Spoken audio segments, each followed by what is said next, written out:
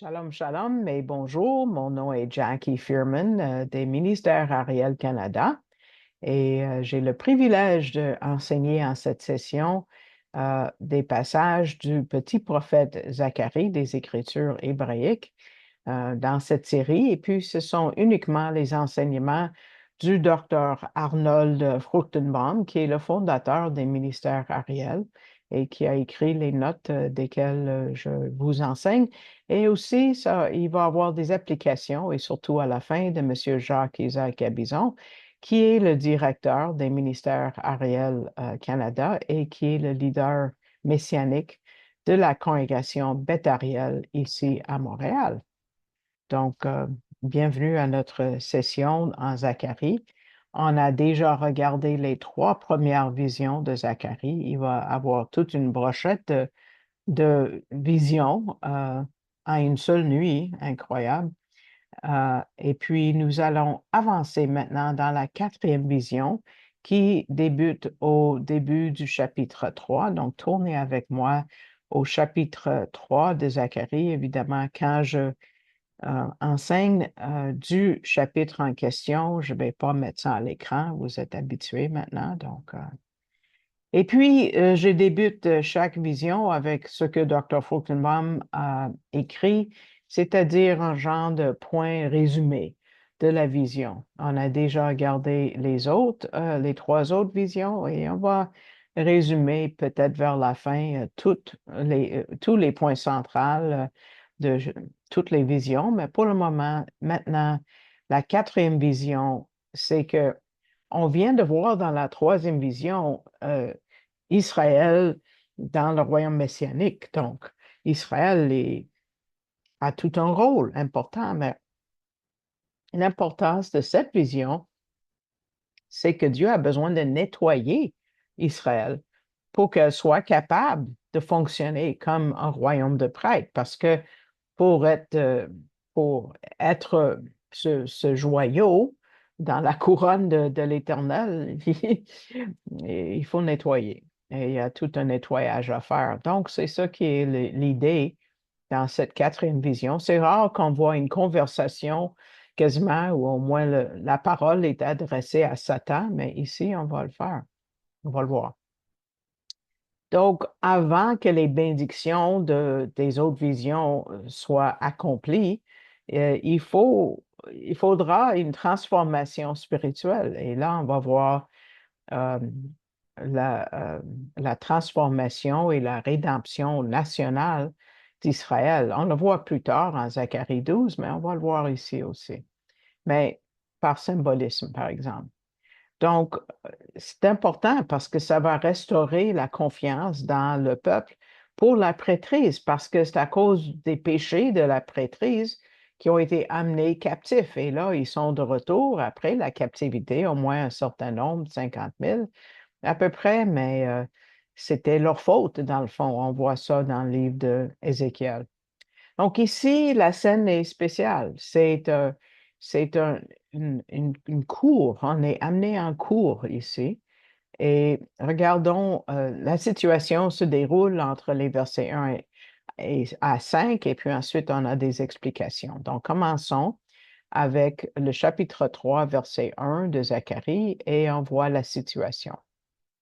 Et il me fit voir Joshua. Des fois, c'est Josué, des fois Joshua, donc soyez pas étonnés, les deux sont possibles. Le grand sacrificateur, debout devant l'ange de l'Éternel, et Satan se tenant à sa droite pour s'opposer à lui. Donc, comme on a vu la dernière fois, et comme on va voir plusieurs fois dans le livre de Zacharie, et il me fit voir, ça veut dire nouvelle vision. Nouvelle vision. Et qui est Joshua? Mais Joshua, c'est un symbole d'Israël. Il est l'accusé dans cette scène de cour. Ensuite, on nous dit qu'il est le grand prêtre. Comment est-ce qu'on le sait? Mais plus tard, en Zacharie 6, il est décrit comme Josué, fils de Jotsadak, le grand sacrificateur. Et quand ton papa est grand sacrificateur, toi, comme fils, tu vas hériter d'être, au moins un des fils va hériter d'être le grand sacrificateur. D'habitude, c'est l'aîné. On peut le voir en Esdras et en Agé, qui ce sont des contemporains de Zacharie, si vous ne le saviez pas. Ensuite, il est debout, il est l'accusé. Et s'il est condamné, tout Israël est condamné. Et s'il est acquitté, s'il est nettoyé, tout Israël est acquitté et nettoyé. Il y a beaucoup de risques ici. Ben, c'est une vision. Donc, on voit le juge. Le juge est l'ange de l'Éternel. Et on sait que l'ange de l'Éternel est toujours un genre de théophanie, c'est-à-dire c'est l'apparition de Jésus avant l'incarnation de Yeshua. Et ensuite, qui est le procureur? C'est Satan. Satan est à sa droite pour s'opposer à lui. Et regardez le verset 2, qui est une réprimande sévère de Satan. J'ai choisi le Louis II ici. Verset 2 de Zacharie 3, l'Éternel dit à Satan que l'Éternel dit à Satan que l'Éternel te réprime, Satan, que l'Éternel te réprime, lui qui a choisi Jérusalem. Donc d'abord, la réprimande, c'est pour supprimer et enlever l'accusation.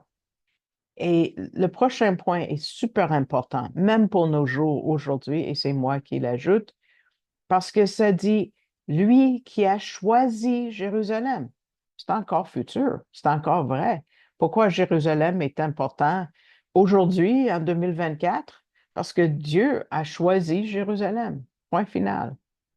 Pas parce que l'accusation est pas vraie, dit le docteur Fruchtenbaum, pas du tout.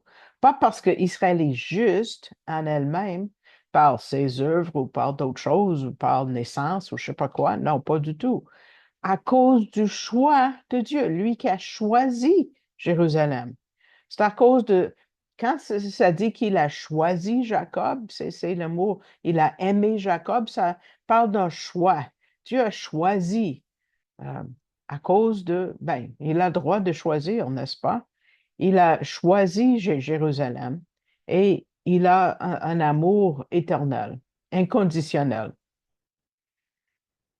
Et là, ça dit, Dieu va sauver Israël. Dieu va sauver Israël. Et comment, quelle est l'image de ça? Est-ce que vous avez déjà eu peut-être un feu de camp, puis un bout de bois qu'après votre feu, il est resté? Ça n'a pas été brûlé. Tu peux le sauver et l'utiliser lors de votre prochain feu de camp, n'est-ce pas, ou feu de joie. Ça dit, celui-ci n'est-il pas un tison sauvé du feu? C'est ce genre de bois qui est encore utile après un feu. Je vais juste vous lire Amos 4.11, qui est la même idée. Amos 4.11 dit, vous avez été comme un tison sauvé d'un incendie. C'est la même idée. Peut-être après un incendie terrible de quelque part, je ne sais pas, moi, Notre-Dame de Paris, peut-être ils ont pu sauver quelques planches de bois, je ne sais pas. Mais c'est ça l'idée. Il y a du bois qui peut être sauvé. Donc, il y a une utilité pour ce bois-là. Ensuite, au verset 3, nous voyons l'état qui fait pitié de Joshua. Ça dit, Joshua était vêtu de vêtements sales. Et je vous dis, là, le mot sale ne traduit pas assez. J'ai parlé à une Israélienne aujourd'hui que quand je lui ai montré ce mot-là, qui est utilisé en Ésaïe 64:6, c'est vraiment des vêtements répugnants, saleté qu'on peut quasiment pas décrire tellement c'est sale. Je sais pas, moi, aller fouiller dans un bécosse ou quelque chose comme ça, c'est vraiment sale comme on ne veut pas imaginer. C'est ça, c'est ce que l'hébreu communique. En Ésaïe, ça parle des guenilles mensuelles de femmes, donc je dis pas plus, c'est dégueulasse. Joshua est habillé comme ça. Il est sale, il est impur.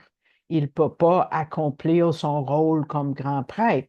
impur comme ça, c'est clair. Dieu doit le nettoyer. Et comme je vous ai dit, c'est ça l'idée de cette vision. Mais il est devant l'ange, il est dans une cour, dans un procès légal. Puis, bon, il est coupable comme tout, là, c'est clair. Mais on lui change les vêtements, verset 4, parce que regarde l'ordonnance du juge. Verset 4. Et l'ange prit la parole et parla à ceux qui se tenaient devant lui, ce sont les anges qui sont autour, et qu'est-ce qu'il leur donne? Ôtez de dessus lui les vêtements sales. Et il lui dit, regarde, j'ai fait passer de dessus toi ton iniquité, et je te revêts d'habits de fête. Dans l'anglais, ça dit des habits riches. Donc, wow, de voir de saleté comme ça à des habits riches. C'est tout un changement. Et ça indique que ses péchés sont pardonnés. Et on peut voir la même chose, ces vêtements sales qui sont changés en quelque chose de beau, en Ésaïe 61, verset 10. Ésaïe 61, verset 10 dit, je me réjouirai en l'Éternel, mon âme sera ravie d'allégresse en mon Dieu, car il m'a revêtu des vêtements du salut. Donc, c'est un symbole utilisé dans d'autres places aussi. Il m'a couvert du manteau de la délivrance, comme le fiancé s'orne d'un diadème, comme la fiancée se pare de ses joyaux. Wow! C'est toute une beauté. Et wow, merci Seigneur pour ce pardon qu'on ne mérite jamais. Et quel est le verdict, le jugement du juge? Il dit, regarde, j'ai fait passer dessus toi ton iniquité. Et il lui a donné les habits du salut. C'est tout beau, c'est toute une beauté. Et ça finit la vision avec le verset 5, et puis ensuite il y a une message personnel à Joshua. Verset 5. Et je dis qu'il mette une tiare pure sur sa tête, et ils mirent la tiare pure sur sa tête et le revêtirent de vêtements. Et l'ange de l'Éternel se tenait là. Wow! Ça, c'est le chapeau du grand prêtre, n'est-ce pas? Parce qu'il y avait une plaque en or qui disait Saint à l'Éternel. Euh, et ils l'ont habillé avec des beaux vêtements propres. Probablement, ce sont des vêtements de prêtre, mais on ne sait pas, c'est pas marqué. Et on voit que l'ange de l'Éternel approuve tout ça. Wow! Quelle scène! On va voir tantôt une explication qui vient de M. Gabizon de tout ça, parce que d'habitude, ça prend quoi pour le pardon du péché? Pensez-y. Ensuite, on a un message personnel à Joshua et qui finit le chapitre, versets 6 à 10. Donc, quel est le message à Joshua? C'est dit très fort. J'ai dû chercher dans le français parce que ça dit l'ange de l'Éternel protesta à Joshua. Ça, c'est la Darby, mais ça veut dire avec toute une emphase, c'est dit fort, ça. Qu'est-ce qu'il dit? Il parle de ses responsabilités. Ainsi dit l'Éternel des armées, si tu marches dans mes voies et si tu fais l'acquis de la charge que je te confie, donc il doit marcher dans ses voies. Donc c'est une marche personnelle avec Dieu, c'est une marche fidèle aux principes qu'on trouve dans les Écritures. Et si tu fais l'acquis de la charge que je t'en confie, donc en tant que prêtre, ils avaient des responsabilités. Quelle est sa récompense? Verset 7. Alors tu jugeras aussi ma maison, et tu auras la garde de mes parvis, et je te donnerai de marcher au milieu de ceux-ci qui se tiennent debout devant moi. Wow. Bon, essayons de comprendre ça. D'abord, tu jugeras ma maison. Il y a des responsabilités pour un prêtre au temple. Les décisions, par exemple, est-ce que c'est propre, est-ce que c'est impropre, est-ce que c'est cachère, c'est pas cachère, c'est correct, pas correct. Ensuite, ça dit, tu auras la garde de mes parvis, qui veut dire qui peut entrer, qui peut pas entrer. Ensuite, ça dit, je te donnerai de marcher au milieu de ceux-ci qui se tiennent devant moi. Qui sont ceux qui tiennent devant Dieu? Mais ce sont des anges. C'est une cour des anges, angéliques, euh, comme on voit au verset 4. Donc, la représentation de Josué va même entrer au ciel. C'est fort. Et les prêtres servent comme un signe. Nous voyons cela en verset 8, quand Dieu dit, écoute, Joshua, grand sacrificateur, toi et tes compagnons, ce sont d'autres prêtres, des sous-prêtres, parce qu'il y a juste un grand prêtre, ou devait avoir juste un grand prêtre, comme à l'époque de Jésus, il y en avait plus d'un, mais ça, c'était pas correct. Toi et tes compagnons qui sont assis devant toi, donc ça, c'est les prêtres communs, ce sont des hommes qui, qu'est-ce qu'ils font? Ils servent de signe. Et quel est le signe? Ça dit, car voici, je ferai venir qui? Mon serviteur, le germe. Et là, dans la dernière série sur l'histoire de la rédemption, on a vu le thème du germe.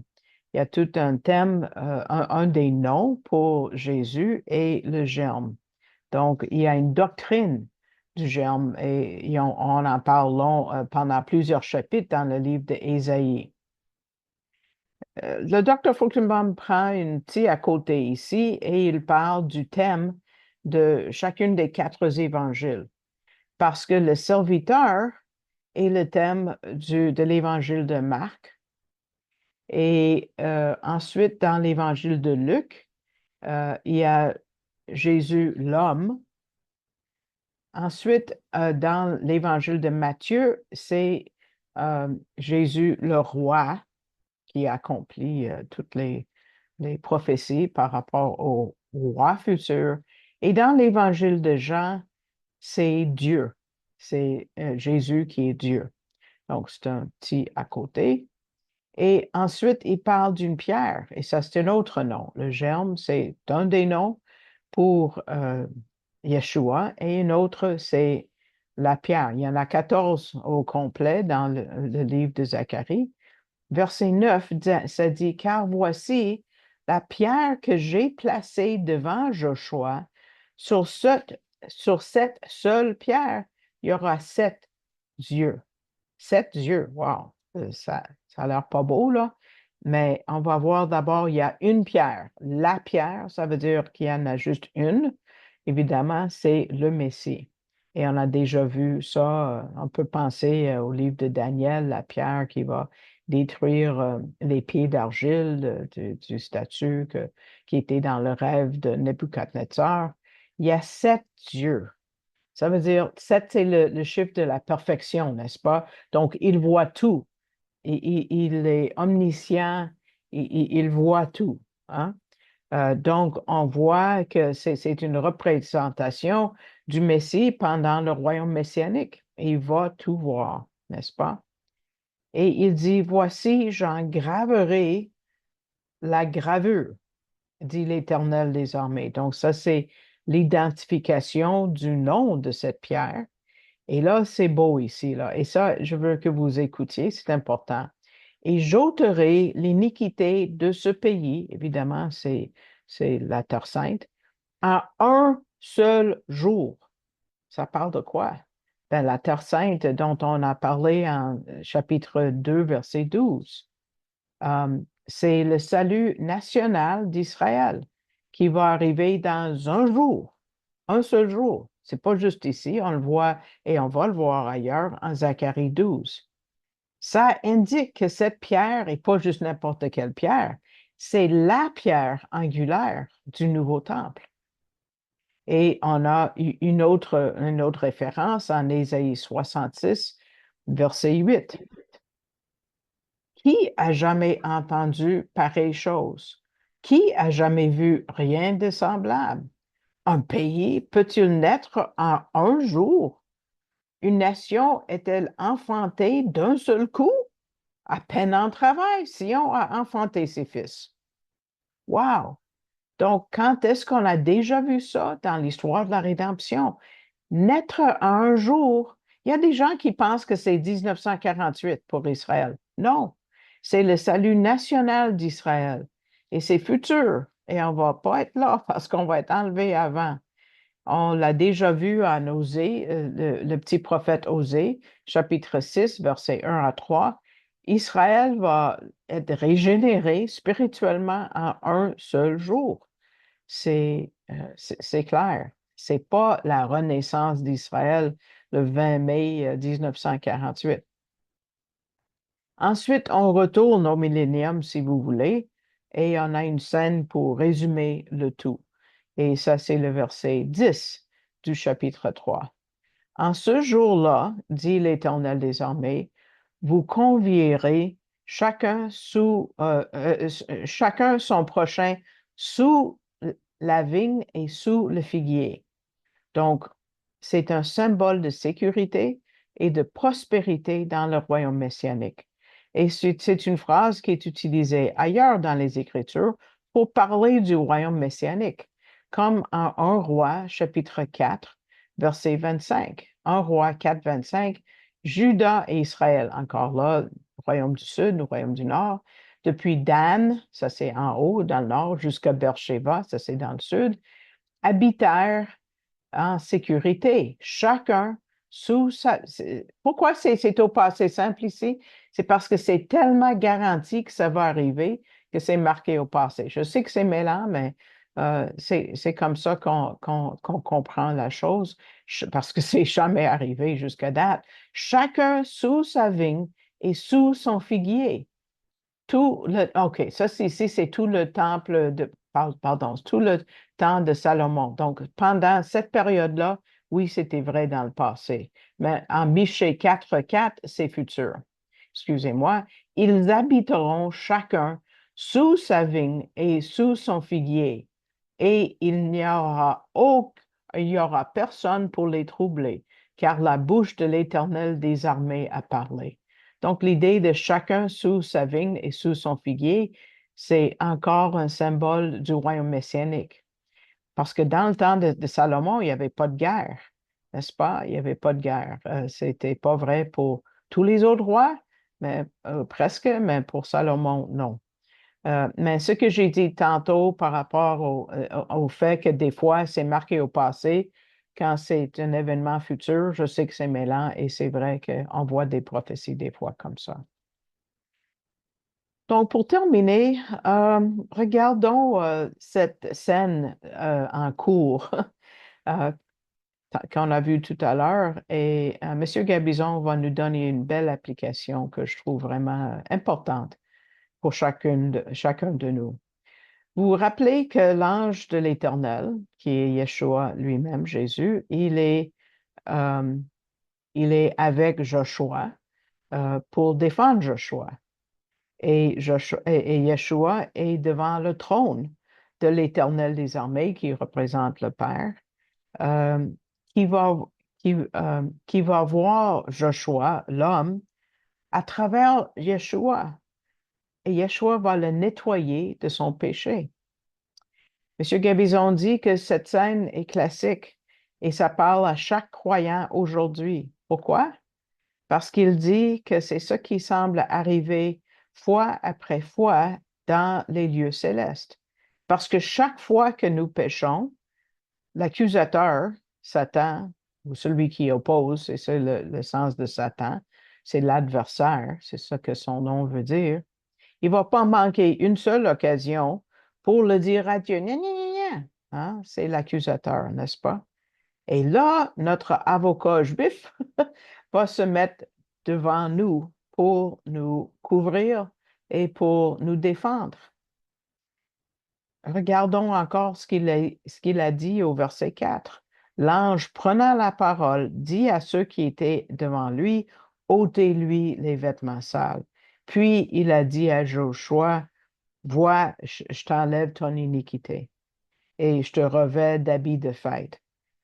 Mais Joshua et tout Israël a déjà appris quoi par rapport au pardon des péchés?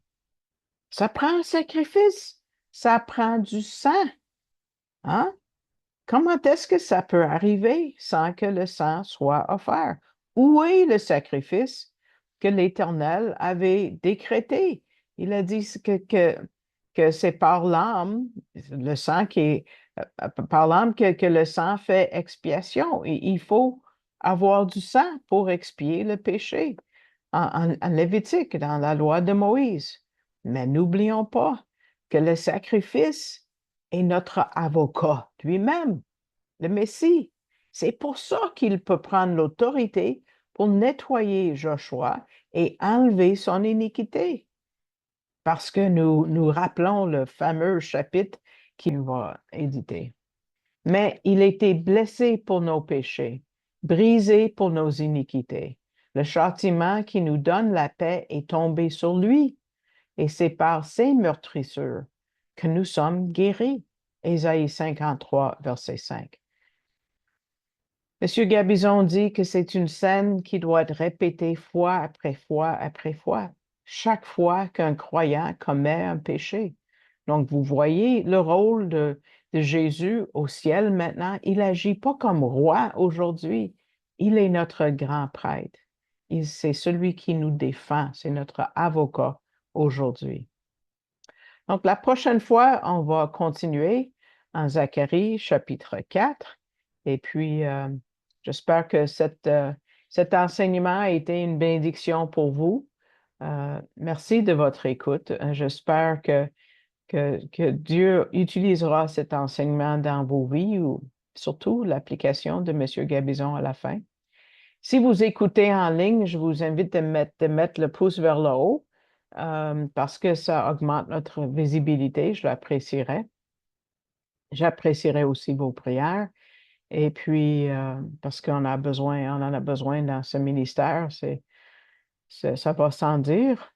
Et puis, je veux remercier tous ceux qui envoient du soutien financier. C'est comme ça que je vis de jour en jour. C'est par le soutien qui m'est envoyé par des individus comme vous ou par des églises comme la vôtre.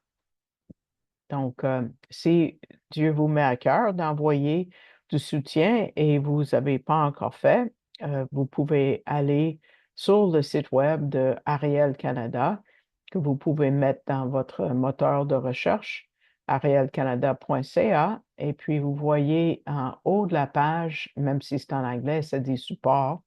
Donc, ça s'indique et puis ça vous amène à une autre page que vous pouvez demander en français. Et puis ensuite, de faire un don au ministère Ariel Canada et à moi en particulier. Vous tirez le menu, ça commence par un général et moi je suis la dernière item qui est marqué, Jackie Fearman, et vous voyez avec la barre rouge, vous pouvez continuer en faisant un don électronique. Donc, je vous remercie tous et chacun et j'espère vous voir pour la 5e vision. Ça continue et puis j'espère que Dieu vous bénira. Shalom, shalom.